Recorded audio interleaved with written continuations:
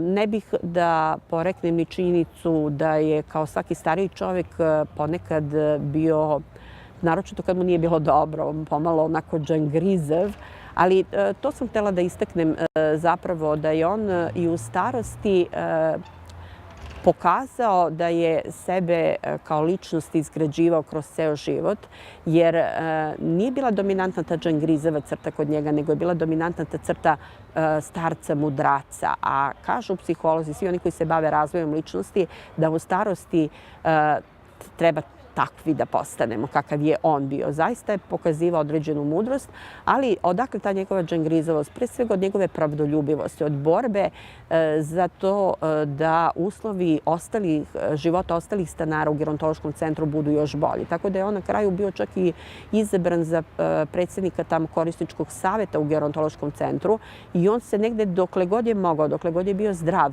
borio za bolju hranu, za bolji tretman, bolje uslove smeštaja i tako dalje. Zaista, kažem, čovjek koji je kao duh, kao ličnost puno radio i na sebi, ali radio i za druge.